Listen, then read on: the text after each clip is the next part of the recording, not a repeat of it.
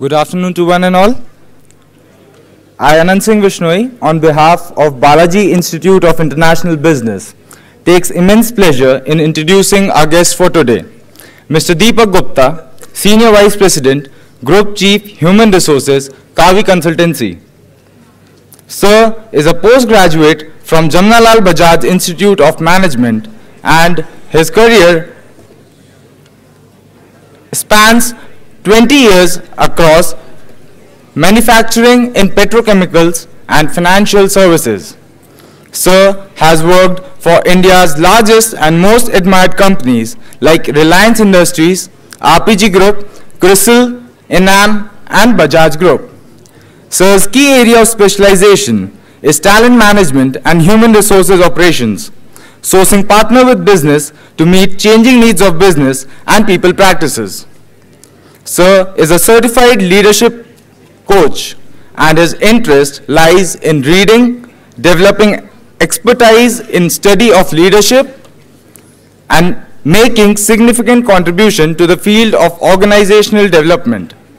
And all this was just a beginning to mark the presence of such a prestigious corporate personality present between us. I would now request Sir to enrich us with his words of wisdom.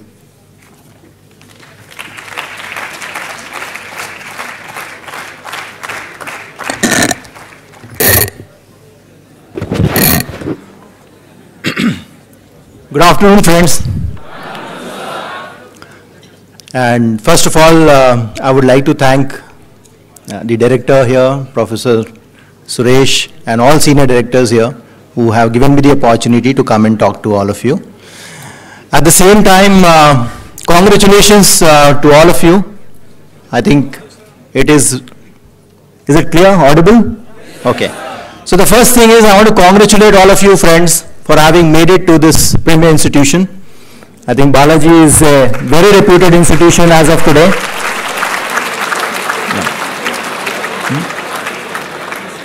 I'm sure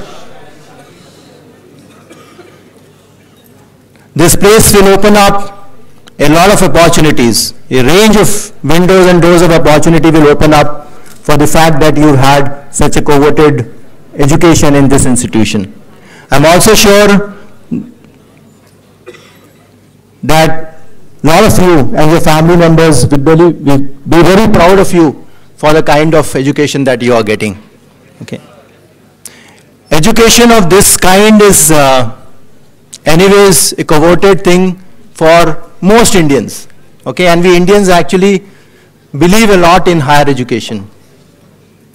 MBA or any such education is also a kind of sure shot way into a decently or a well-paying job. So you guys have arrived on that scene. This place has taught you a lot. But one thing, friends, an education, however great it might be, is not a guarantee to personal success or professional success. Do you agree? Yeah? It is certainly what you learn in your classroom of life essentially will decide whether you have been successful in life or not. Yeah? So we have a range of people who have done so well, and still if you go and talk to them, they might not feel they are actually very successful. That brings me to the subject that I have come with today. And I want to talk to all of you and try and understand from you what actually is success. Yeah, and that's the learning that I have had over the last 20 years, working with various institutions, trying to reach to one goal and one achievement after the other, and look back and see whether I am successful and what is it that makes a person successful in life. So let me pause here and ask you a question, all of you over there, everyone. The question is, can you tell me what comes first? Sorry, my question is not even started yet. The question is, what comes first? Success or happiness?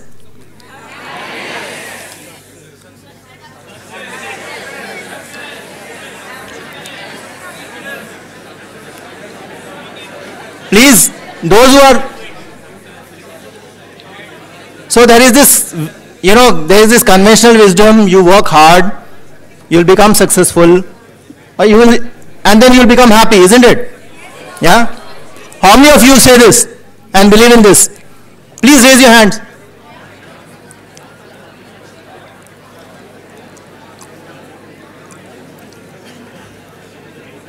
I'm not getting to see hands, yeah?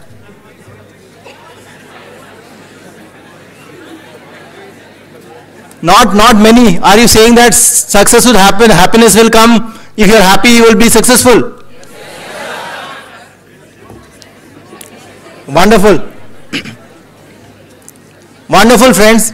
And I wish you carry this belief more longer as you go on in life. Okay? I don't think that what you're saying is not correct.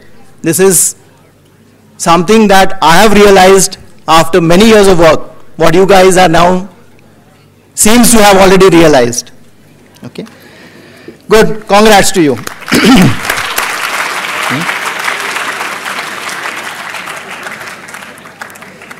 See, knowing is one thing and doing is another. Huh?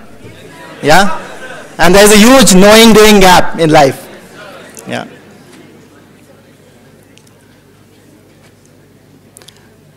So let me dwell on this, friends. Okay? For ages and for generations, certainly it has been put in our mind that if you work hard, you will get success, and once you get success, you will be happy. Okay? This is what your parents would have told you.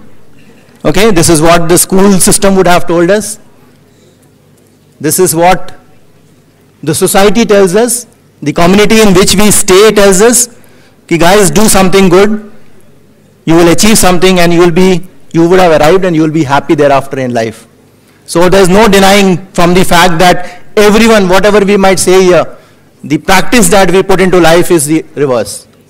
We all strive to work hard, do something in life so that we achieve something and we'll be happy at the end of it.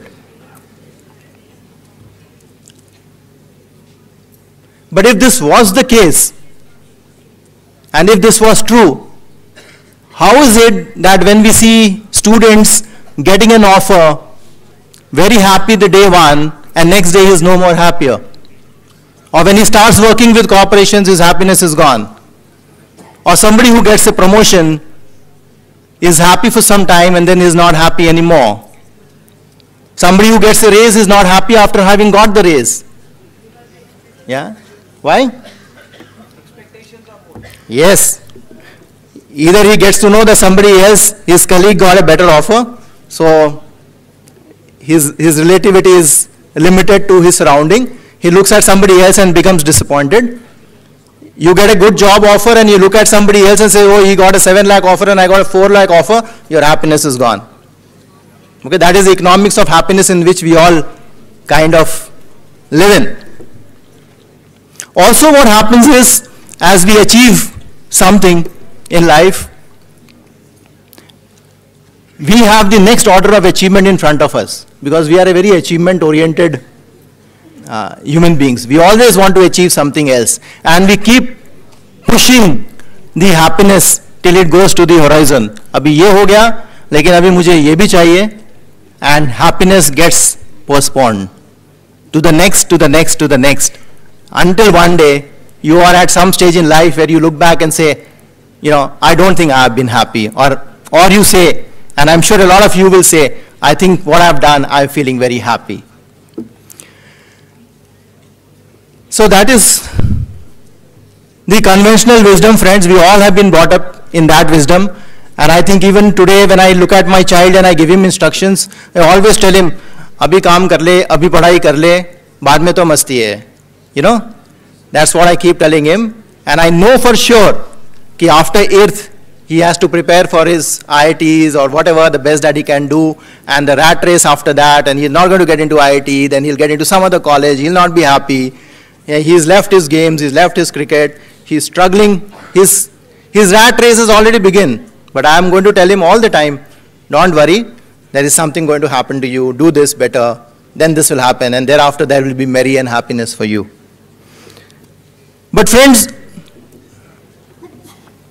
you guys, I don't know whether you got it or not, but the formula is actually the reverse. Okay, there's a lot of study that has happened in the space of neuroscience and human psychology, which very distinctly is telling us that the formula is exactly the reverse. If you are happy, success follows. It's so simple.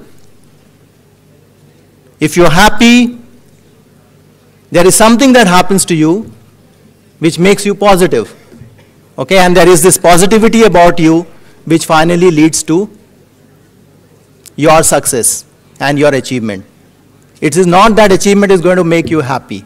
So, it has come out in very clear terms that if you want to be successful, the precursor to being successful for each of us, and each of us sitting here in their hearts, you have to remember that you have to be happy about yourself and what you are doing today.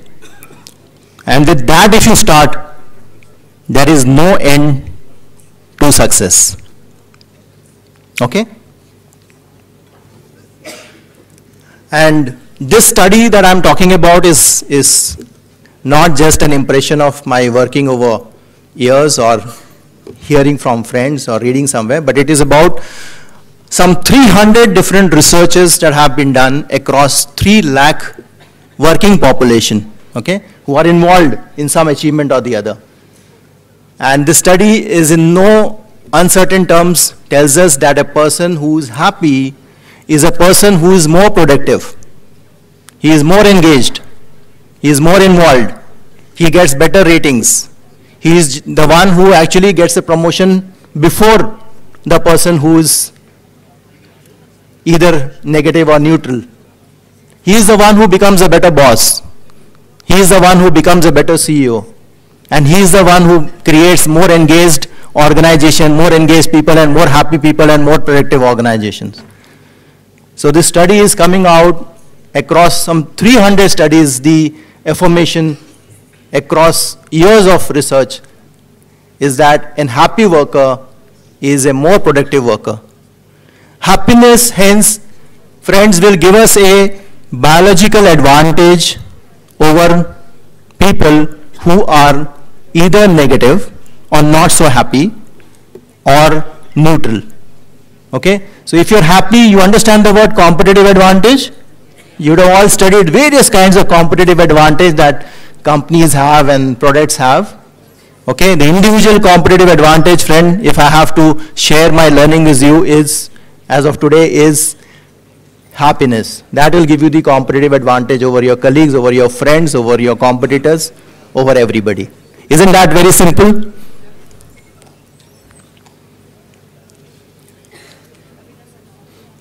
So, knowing is one thing. You already know as much as spoken now. I thought you guys would say, success will drive happiness. But you were bang on when you said, no, success will not drive happiness and happiness will drive success. But knowing is one thing, and to me also, I only know it. Do we all know how to do it? Okay? That's the biggest challenge.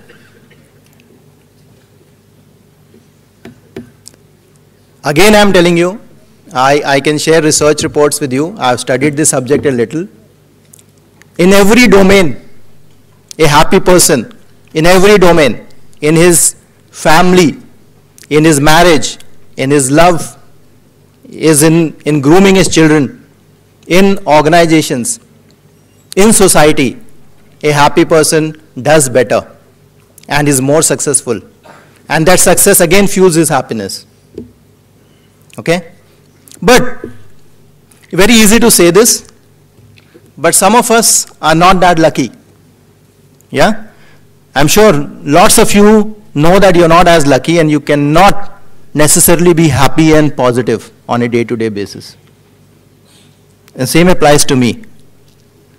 It's not easy.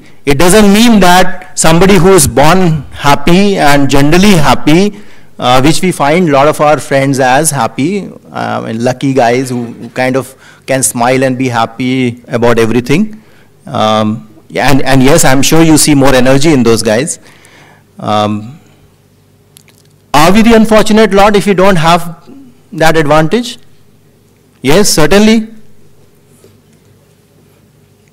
Sometimes it also feels that our happiness or positivity, whatever we might call it, is kind of ingrained within us, as if it is ingrained in stone.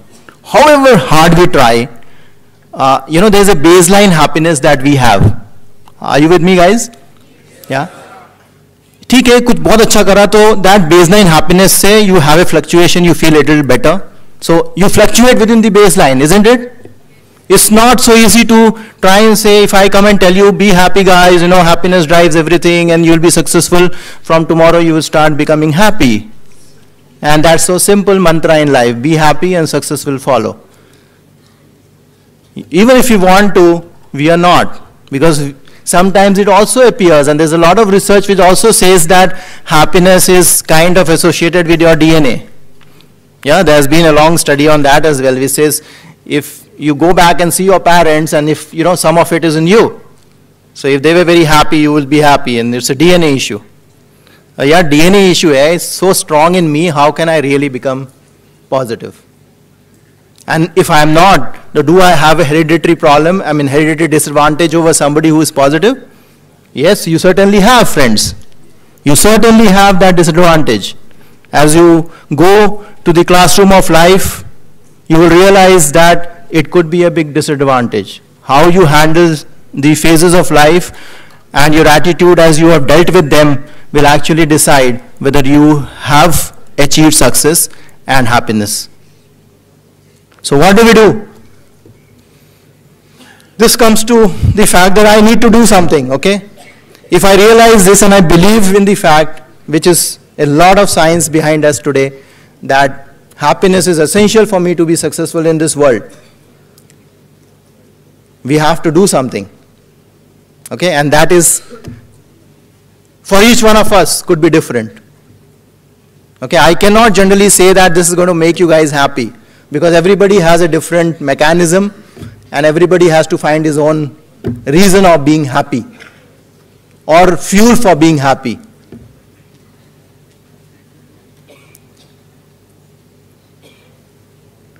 Anyways, friends, so yes, there could be something common for us to be happy. Happiness gives us the competitive advantage and a need to be happy. First thing that we need to do, and I think this is very important for people who are aspiring, because you have to continuously look forward to higher goals in life. So all of you have a goal in life that anyways gives you the adrenaline and the fuel to be happy.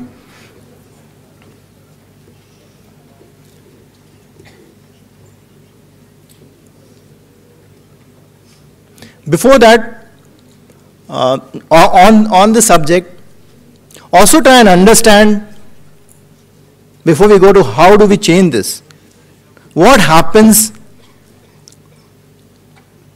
when negativity strikes you, okay? And what happens when you are positive? What happens to your brain when these two things, emotions, hit you? See, emotion which is negative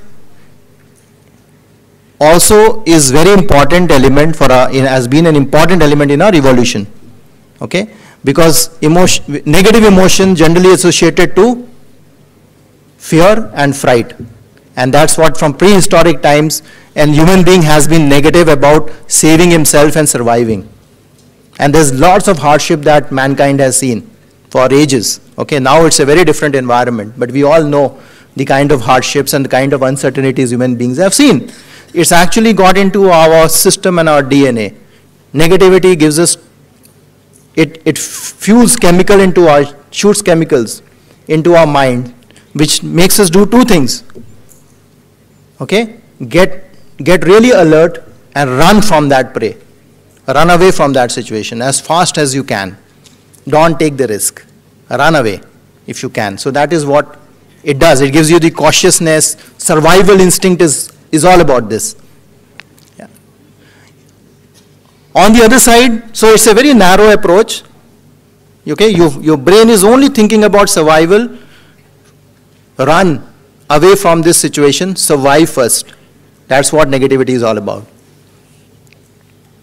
That's the chemical that goes into your system. And you know, when there is real fright like this, there are adrenals that get into your body which makes you run faster than you would have ever ran. Okay, and you can beat world records in those stages. And what happens when you're happy and you're feeling good and positive? A very different kind of chemicals comes into your brain. Okay, which actually fuels creativity. It is a very wide context which comes to your mind. You can look at opportunities when you're happy. You don't look at it from a risk point of view, but when you're positive, you look at it from an opportunity standpoint. You become much more creative. You can analyze data in a much more freer and natural way. You can store information and those moments into your heart and your mind and retrieve it very easily. So this is the scientific research when you are feeling positive. So these are the chemicals that go into your system, and that is why it makes you more productive, it makes you more energized. You're not losing, you're not getting into stress, so there is a lot of energy in you when you're positive. You're more creative for solutions. You find solutions which are amiable and better than when you would have been in a negative frame of mind. Okay? So it's a very broad thing that happens to you. It really blossoms yourself. It gives you better solutions, more creative solutions to problems, and hence makes you more productive. Okay? More positive, more energizing, more involving in whatever you guys try to do. So that is the reason why, if you are positive, these chemicals that get into your body actually help you do better, become better performers, and become more successful. Because if you're going to become better performers, get better ratings, become faster, go faster in your career, you obviously are much more successful.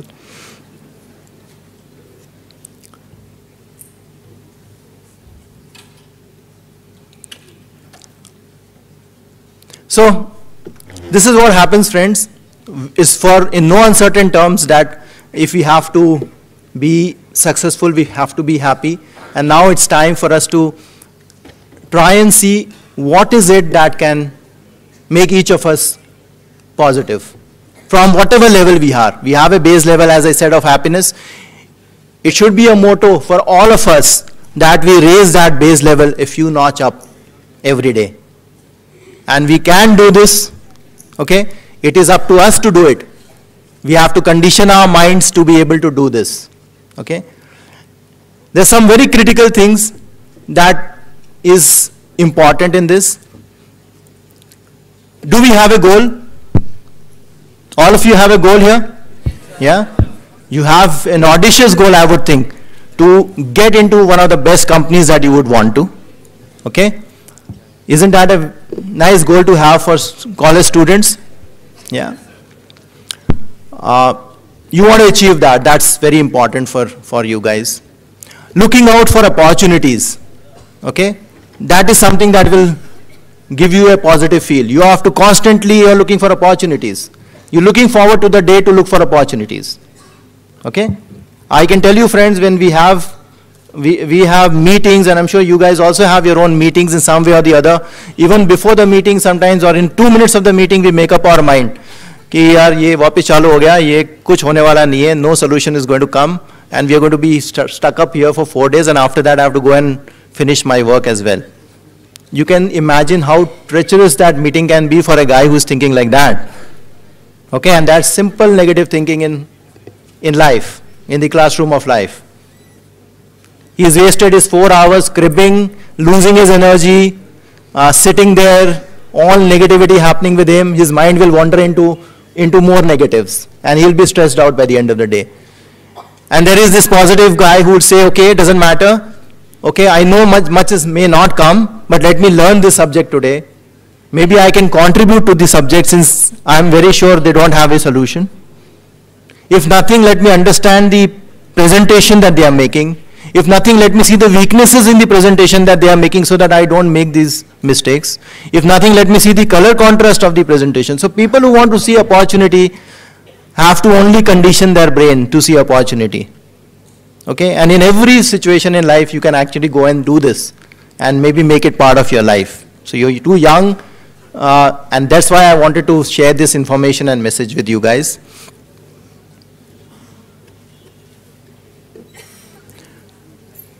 The other thing we have to do, friends, is to get up in the morning. If you want to be positive, look at the mirror and say, I'm looking good, I'm confident, I'm happy, and I'll make a difference. So tell yourself this as much as you can, okay? You can look at different things, different ideas. All of you can share these ideas and come up with new ones. A lot of people do meditation. Okay, very successful people feel externally they look successful or whatever, but people go back to meditation. Just 15 minutes, 5 minutes if not 15 minutes. Just collecting your thoughts, not letting your mind wander, and aiming and focusing it on what you want to achieve in life can give you a positive stimulus. Okay, doing a good deed. Okay, you guys may think that you may not have the money today, but you can do so many things for the needy. Okay, you go home and see a maid, and maybe you can make a small difference to that maid in one of your action. That can make somebody happy. So good deeds will create this positive stimulus in you. Okay, spending money. Okay, you have money, and a lot of us don't spend that 20% that we are supposed to spend. Not on just buying gadgets and looking at what the phone my colleague has, and hence I should catch up with that kind of phone. It's not about that. It's about spending money with friends, on friends. Okay, that will give you the positivity. Okay, I'm not saying just go and spurge money, but understand what I'm saying. I'm sure you guys are mature enough to understand that you need to spend money on group lunches, group dinners, and make it a memory. And that will give you the positivity. Nurturing friendship. Okay, we all, after even being successful, need to go back to the circle in which we stay. Our success is also determined by the circle in which we operate, okay? And they also should know that we have been successful. When you are successful, you work so hard that you've lost out on your social circle sometimes. You made so much money, and when you were making money, you really forgot about the circle that you need to build around you. So please nurture your social relationships, your friends. That will give you the positivity that is required. Also, maybe you can look at your strength area. All of us have distinct strength areas, okay? All of us have our weaknesses, but we have very distinct strength areas, which somebody else may not have. You can try and identify that strength area, and maybe don't try and look at your weaknesses, okay, unless it is something that you need to cover up for a job which has come to you. So it's a skill area which you need to develop. Yeah, please go ahead and develop, because you are young, you have that kind of time for yourself. After 23, 24, I don't think you need to waste time in looking at what your weaknesses are, but actually capitalizing on your strengths. That will what is going to give you the momentum. But find your strength area, your skill area, and which we can call signature strength area for yourself. One skill that you are very good at, and you can use that skill for yourself or for your friends. You might be a good painter, you would have left painting. You would have been a good craftsman and you are not doing that particular thing. You are good in programming and you're not writing a program for someone. Okay, you're a good sportsman and you're not trying to play that sport. Okay, you're a good counselor, and a lot of us are good counselors to our friends, but we are not giving time for counseling. Okay, identify your signature skill and use it for the people around you. That will give you a high. Integrate this to your life, friends. I'm sure we all can raise the level of happiness in which we are to the next level. If you do this for 6 months, it will become part of your personality and part of your character. And once you are able to get this amorphous, this mischievous bit that is, which not many of people are able to do, if you can get that with you, make yourself happy, this world will be a bed of roses in any circumstances. Yeah?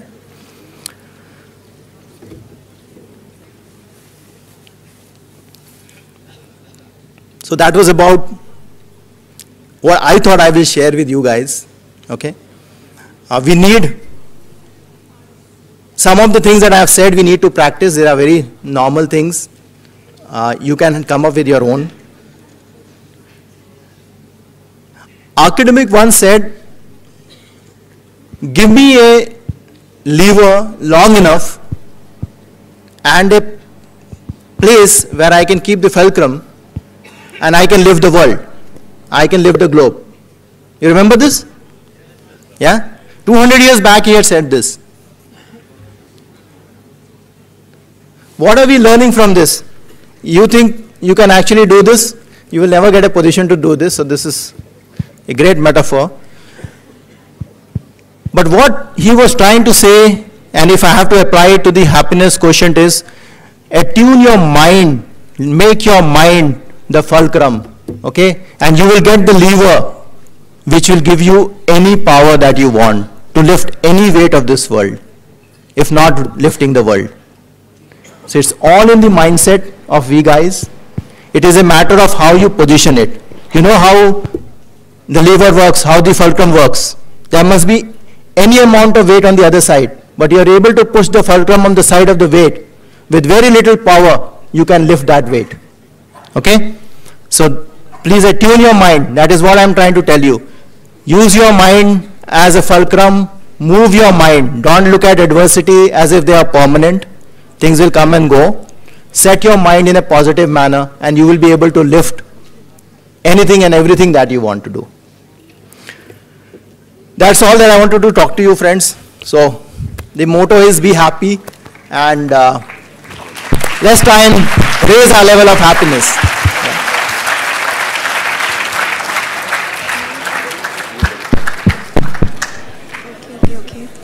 Okay, I'm sure you want to know a little about Karvy as well. Yeah?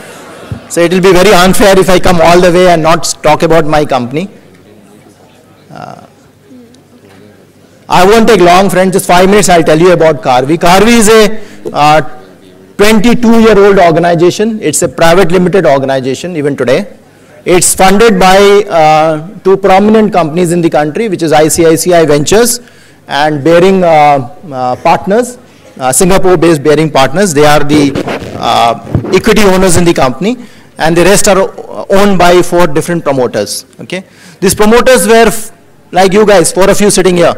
You know, they were like you guys. They were studying together, doing the chartered accountancy, and they got together and said, let's create something. You know, we don't want to do audits all the time, and they started a computer company. They started writing programs in I think 79, 80, when they were the first ones in that business.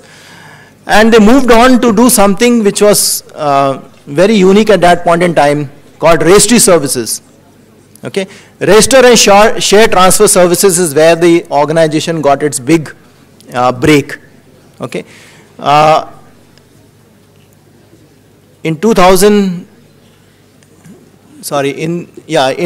82, around 82, they got the account from Reliance Industries, and thereafter the organization has never looked back. It is the world's biggest registrars and share transfer agents. Okay, you all understand what is a registrar and share transfer agents? No. How many of you deal in shares? More hands.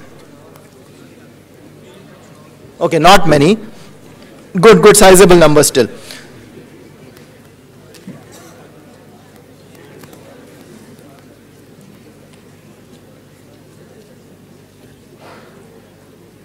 So a registrar and share transfer agent actually manages the portfolio of all the shareholders of a company. Okay, most companies are not able to do this. They can do this in-house, but they are not able to do this. So they hand over the entire portfolio to a registrar and say, you manage this portfolio for me. Which means all communication, if you are a shareholder of a company, you will receive a lot of communication about the company. Appointments of the board of directors, to dividends, to performance of the company, to special resolutions, and so on and so forth. So Karvy manages about 15 million such shareholder accounts. Okay, so that is one of the biggest businesses, world's largest, surely because of the fact that this is India and the population is huge. So that gives us the stand that we are the world's biggest. This business needs a lot of automation and a lot of processes. So since there are a lot of processes, we have automation and so on and so forth. So highly IT-based functionalities are there in this business. And IT will give you the competitive edge in any processing today. From this business, we have moved on every alternate year to create a new business. Okay? Having done registry and share transfer services, we have also become a capital market player where we help organization raise capital. May it be primary issues, which is the IPOs that you know as a share IPO or a mutual fund IPO. So we would help, as an FMCG company would go and distribute for example, Pepsi would go and distribute a Lay's packet to the end of the border town. Similarly, we in financial services will be a distributor of that particular instrument to the last man in the country. Because these products also have to reach out and get dispersed across the country. So we are one of the biggest distributor in the capital markets of financial products. Because we are distributors, we could distribute fixed deposits, we could distribute broking services, we could distribute currency services, fixed deposits, debentures, mutual funds, insurance. All that distribution happens in Karvy. Okay. The other thing Karvy does is stock broking. If you want to buy stock, you need a demat account, okay, and you also need a broker. So Karvy is the 6th largest broker in the country and manages about 17 lakh trading accounts. The other business that Karvy does is of wealth management. Okay, the wealth management business is of somebody who's already has a certain amount of wealth and he would want to give it to a seasoned player who understands the stock market, does fundamental and technical research and can grow that capital for the person. So that is a large and a very high-end work that Karvy does. Karvy also is an investment banker. Okay, investment bankers are players who actually help corporations structure themselves, their financials, get them the lending lines that they want to, or get them public finance, and so on and so forth. So we do that kind of job. We are also institutional investors. We also have created another because of the various work that we do, we had the ability to create a e-governance business as well. Okay, and the e-governance business, we are one of the largest PAN card distributors in the country, or makers and distributors in the country. Okay, 1 out of every 7 PAN card is issued by Karvy. We are also one of the largest Aadhaar card distributors in the country. Okay, and we do a lot of work with the government with respect to digitalization of land records. For example, Maharashtra government, digitalization of land record that's happening in Pune is being handled by Karvy. So a lot of these e-governance work is what Karvy continues to do. So these are the lines of business, friends. So one is the equity business. Okay, the other is, I have not told you about the lending business. We have an NBFC which does gold loans and loan against properties and loan against shares. So which is a lending company, which is an NBFC in its own way. So it has a lending arm, it has a stock broking arm, it has an e-governance arm, and it has a wealth management arm as well. Yeah, we are 10,000 people company. We are headquartered out of Hyderabad. We are available, or we have offices across 450 cities in India. So it's a pan-India presence that Karvy has. Yeah. That's about us, friends. Yeah. Thank you very much for hearing me out.